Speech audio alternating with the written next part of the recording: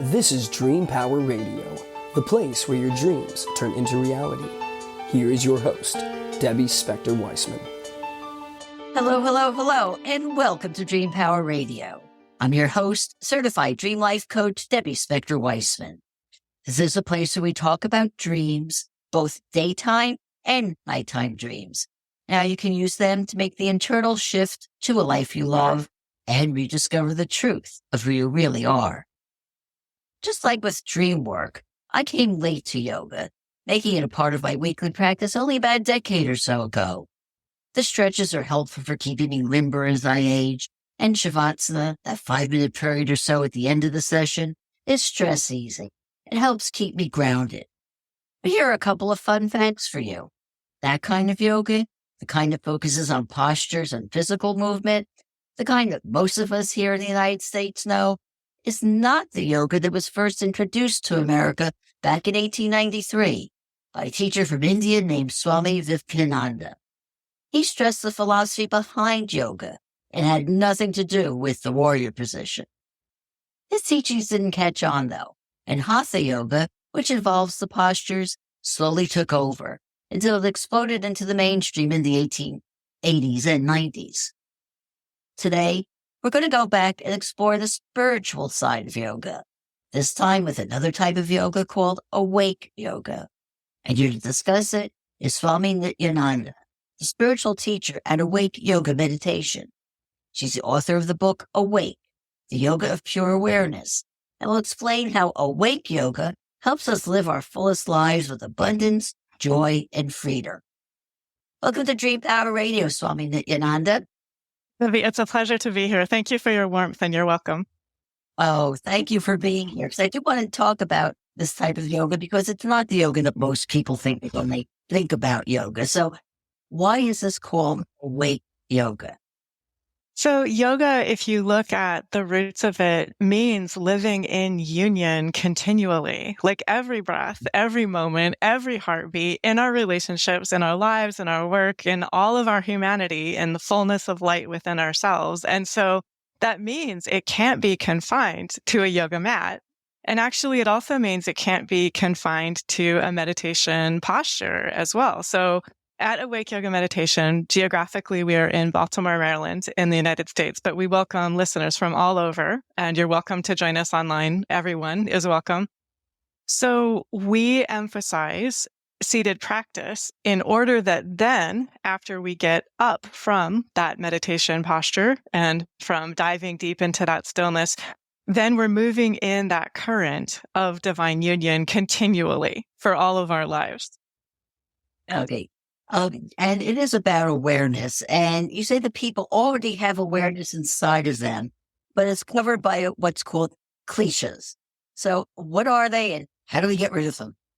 So one of the things that yogis say, and these are teachings that are consonant and resonant with teachings from the Buddha as well, they say that each of us has light within ourselves. That's a word that yogis often use. And the Buddha uses the word awakeness. So the Buddha says we all have this awakeness. And for every listener, if you sort of think about the curious, open, dynamic, good-humored, good-hearted aspect of yourself. If you think about yourself, if you are relieved of all pressure, you were mentioning in Savasana at the end of a physical yoga practice, there's this moment where you're just relieved of all pressure and you can feel energy flowing through you. And often you can sort of feel like the boundaries of separateness melt. And so that's the awakeness that is present actually within every human. And what happens is we, in time and space, we have painful experiences and we have pleasureful experiences, and we can sort of contract our awareness and start to identify with our experiences in time and space, and identify sometimes with the challenges that we and others have faced, and that can sort of limit our awareness of how the awakeness is always present, it's always with us, and also can sort of limit the light is always with us. We're actually all connected all the time. So what happens is when we meditate, the Buddhist teachings and the yogic teachings tell us we gradually begin to melt away the obstructions. So we're melting away anything that blocks our natural, curious, joy-filled, wonder-filled exploration of all of life. And allowing ourselves to do this, for example, like in an adult human body, is amazing because it means we keep our adult wisdom, but we also recapture. I met a 7-week-old baby a couple days ago. That baby was just delighted, taking in absolutely everything.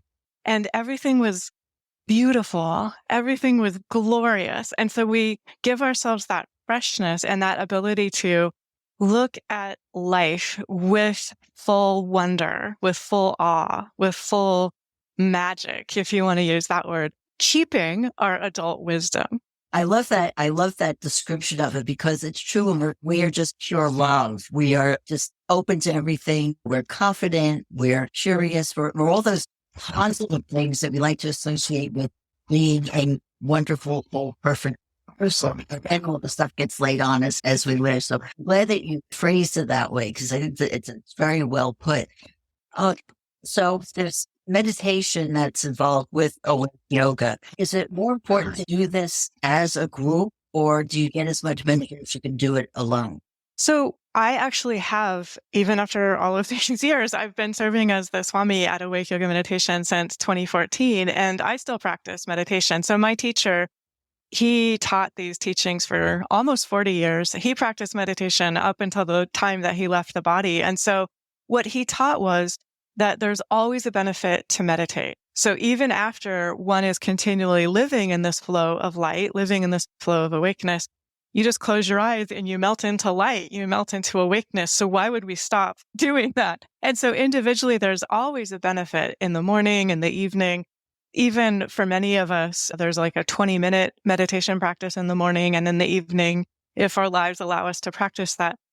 We also gain immensely, immeasurably by practicing in community. And so I really do wholeheartedly recommend if you have a meditation practice, hop online, join us. If you're new, hop online, join us. What meditators from all backgrounds report is that meditating in community amplifies the peace, the joy, the quiet, the freedom, the beauty that we gain. And then we also gain, I would just say there's a huge boost that we gain by looking at humans from all nationalities, all backgrounds, all races, all ethnicities, all languages, practicing and benefiting in a human body with all of our different backgrounds, with all of our different family configurations, all of our different talents and skill sets. And what we gain is very simply the ability to be our calm, cheerful, wise, good-humored best selves. And then as we gain that, naturally then in the midst of our daily lives, that silently is sharing wherever we are. And we can't help it. We're just silently, as we are integrated and aware of our own wholeness, silently we're also inviting everyone else to be integrated and aware of their own wholeness. And so it's just living in joy, living in sunshine always, even if the outside weather isn't sunny. It's like living in this inner sunshine continually. And it just naturally brings smiles to everyone's faces. And this meditating the group also amplify the belief that we are all one. So that is a really, really beautiful question. And I would say that there's such a responsiveness. So I can give a very concrete example. A couple of days ago, I was on my way to give a meditation talk, and I was focusing on sharing a story that was about a very angry large cat that had been rescued from a zoo and was now in an animal sanctuary. But because of having been confined and abused in the zoo, was filled with rage and was terrified and was very violent in terms of interacting with humans, hadn't left its night shelter for 6 months.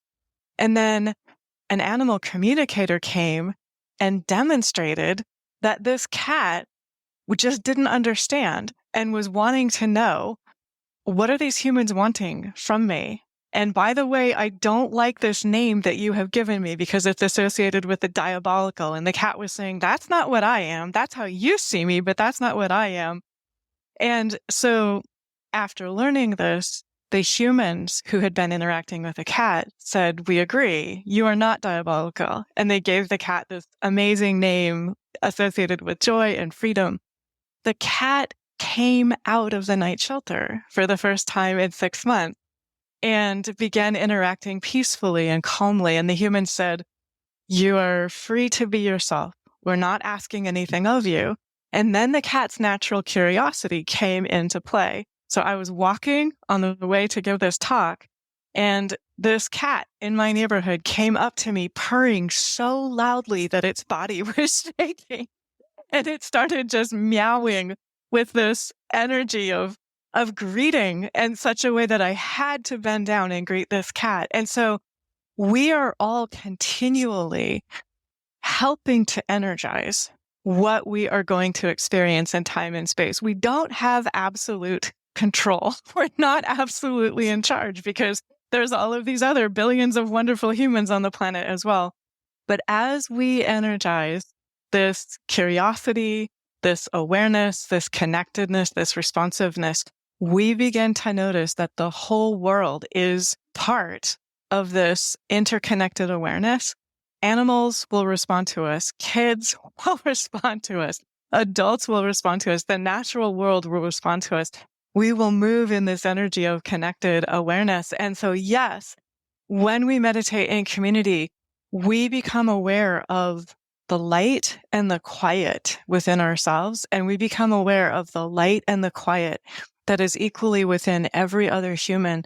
We become aware of almost like each human is this dynamic, radiant expression of light. And if we are interacting with our families with the full awareness, they are dynamic, radiant expressions of light, our relationships will transform. The interchanges that we are able to have with the people we live with, the people we work with ourselves, they transform. And I'm noticing this beautiful rainbow behind you as I'm speaking to you. And it's like that rainbow is in view continually, always. And we just live in that energy of connectedness, the way that all of time and space is connected, and there is a field of support that is present and available for all of us always. Well, I just want to say as an aside, there must be something wonderful about awake yoga because people who listen to this on the podcast can't see you, but you just radiated joy and happiness and love. And I can feel it through on the other side of the screen. It's amazing. And I totally see that's all possible.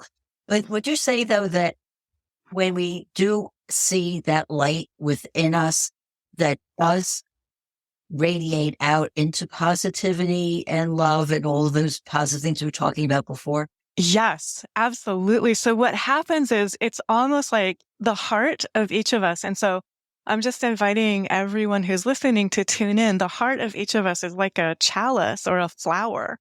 And if we allow our flower to bloom and we allow it to open and we allow the sun to just fill our flower to overflowing, the same way that you see bees just naturally buzz to a flower that's in bloom, we can't help it. There's like a fragrance and there's a sweetness, there's a radiance, there's a glow that just broadcasts through us. And I can give an example. So I just saw that 7-week-old baby, and the 7-week-old baby was held by her dad and her mom, who just love her so much. And their whole family unit was like just this radiant field of love and joy. And so this is something that humans can do. And I would say they're probably not meditators, but they are in this field of love right now because they've just had their baby. They're in love with each other. They're in love with their baby. It's just like this radiant field of love. And so meditation is something that we can consciously do, because I'll also acknowledge in human bodies with human experiences, it doesn't always feel like that honeymoon period. But for the moments when humanly you're not feeling like you have that honeymoon, you can still go within in meditation and fill yourself up independent of what's going on in time and space. And then just be like that flower in bloom. And there is a fragrance, there is a joy, there is just a glow, like a beauty that comes into life, into the most simple things. Like, I've got this glass of water right here, and you can just taste like every drop of water, how fresh it is and how beautiful it is. And so just to interact with life in that way, to be in contact with the freshness and the beauty, it's such a gift. Well, on that note of joy, we do have to take a short break now. We are speaking all about awake yoga with Swami Nityananda, and we'll be right back. Hi, it's Debbie. If you like what you're hearing on Dream Power Radio, I've got good news for you. There's more information, more insights, more ways for you to live your dream life on my YouTube channel, The Dream Power Experience. Check out insightful video interviews with some of the leading experts in self-growth and empowerment, plus a few videos where I share my own advice on how to break free from whatever's holding you back. So take a look at the Dream Power Experience on YouTube. Go to youtube.com/@thedreampowerexperience.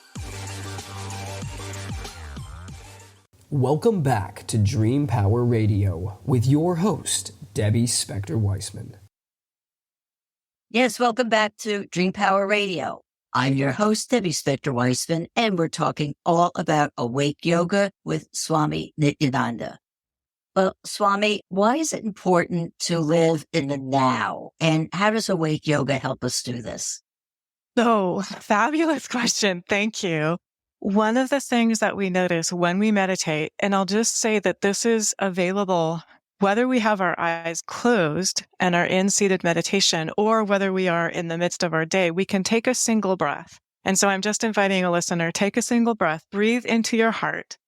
Allow yourself to just breathe deeply into your heart and allow yourself to be fully present in the now.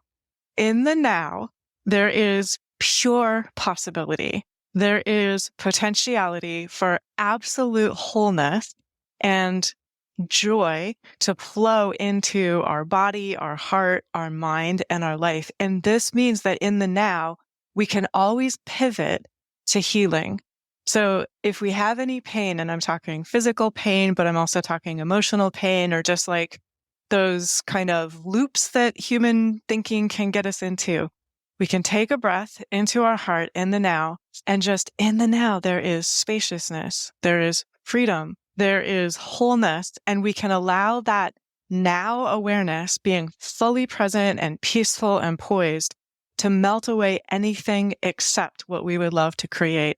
And so scientists have counted how many thoughts humans think a day. It's ranged. I've seen reports that it's like 40,000. I've seen reports that it's like 60,000. So if a lot of our human thinking has been focused on painful experiences from the past, what that means is from the now, we're actually feeling those experiences now as we think about them.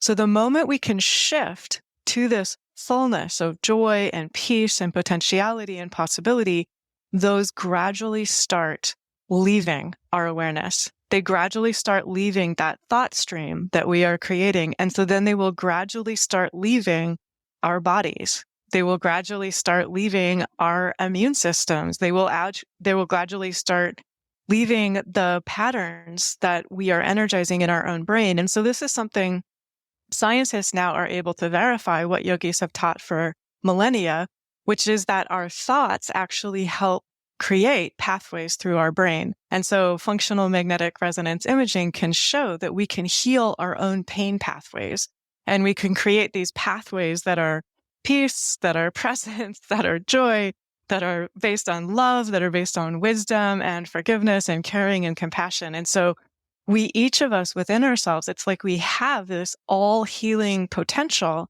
within ourselves. And the primary access point to it is in the now. So every time we meditate, we're strengthening our ability to be steady and established and connected in that now. The number that I usually refer to when I'm talking about the thoughts that we have in our head is something like 75% of them are negative. So it's very important to have a methodology to shift that away so you're not in that ocean of negativity all the time. Another thing a lot of people struggle with, and that is not being able to forgive. And can you be awake without forgiveness? And how can you use awake yoga to help get that spirit of forgiveness in you? That's a really fantastic question. So one of the things that I would say is that The teachings from the yogis are that light is always within us. No matter what it is that we are feeling humanly, light is always there. And the Buddha said awakeness is always there. So what we are giving ourselves the gift of is realizing that I can free myself from being bound to past pain. So I would say that we're honoring and acknowledging our experience. We are saying that happened in time and space. That was an aspect of my experience. And in the now, what would I love to create? How would I love to feel in the now? And what would I love to let go of easily, as gracefully and cheerfully and calmly as possible? What would I love to help energize as I move forward? So one of the things that my teacher taught, and my teacher was Swami Nityananda, who was just a being of radiance and just absolute kindness. He taught that what we're really forgiving is we're forgiving ourselves for having been seemingly affected adversely by another. We're forgiving ourselves for having seemingly been adversely affected by another. And what that does is it puts the agency back within us. It means that if you're comfortable with this language, I'll use the word the divine. For any listener who's not comfortable with that, you could substitute light, or you could substitute the universe, higher good, whatever your word for it is. The divine is the foundation of my existence. You're saying something like this to yourself. Every single human experience that I have ever had, the divine has been the foundation of my existence. And what that means is that all of my human experiences, the divine was right there with me. The ground beneath my feet, the divine has always been right there with me. So when I have that awareness, I won't like some of the human experiences that I have had. Humanly, you can still keep not preferring some of the very painful human experiences you can have, but you can say, yes, my human self had this painful experience. The divine is still the foundation of my existence.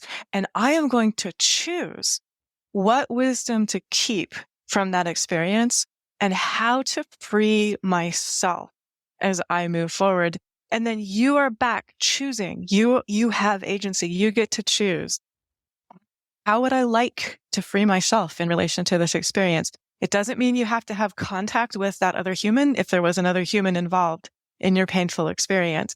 But it means that you can have awareness that your strength is not diminished by any human experience that you have had. And so this is relief. Like, this is freeing. This is healing. It's rejoicing, because sort of all of a sudden now we are not at the mercy of any other human. No other human gets to have control over how we experience our own experiences. And so then we are in the driver's seat and we can decide, would I like to give myself the gift of feeling peace and freedom and release and relief from that? And how is it natural for me and true to me? And what is the right timing and the right expression of that for me? And for each individual listener, I would just say that's going to be a very individual process. It's always self-healing. It's always self-transforming. So no one can make us forgive another. But what we're doing is giving ourselves the gift of freedom and wholeness and peace. And so there is a time, my teacher said, when we love ourselves so much that we are willing to lay down the burdens we have been carrying. Amazingly well put. And I love that you said choice, because so many people don't believe or don't understand that they have the choice. We are the chooser. I mean, that's the amazing thing. We don't always have choice in terms of the events of the past or the things that happen in time and space, but we always get to choose. Can I keep my heart open? Can I trust that stronger than anything in time and space is the light within me, more deep and pure and potent than any human experience is the love that is stronger than any human lifetime? And so can each of us be in connection with that continually? And then we choose, we decide. No one chooses and no one decides for us. We actually are choosing and deciding continually how we respond to the circumstances that we encounter in time and space. You just mentioned the heart, and what is heart energy, and does that promote joy? Oh, so heart energy is just that absolute love that each of us is in our true nature, in our essence, in our being, in our joy. And so for every human, this expresses perfectly. Like this is, if you've ever seen like animals frolicking together, like sometimes you see little puppies, or I once saw 3 fox puppies frolicking together. It's that energy that is just flowing, and it's beautiful, and it's playful, and it's delightful. And it's that energy. I saw a couple, they've been married for 52 years, and they greet each other in the morning as if they're meeting for the first time. Like, how incredible is that? Just that energy of freshness. And each of us has access to that. So each of us has access to, if we give ourselves permission to look at what is deeper than any human experience, what is deeper than any name that any human has ever called me, what is deeper than any role that I have ever played in my lifetime. Like, what am I when I am completely my beautiful, free, joy-filled self?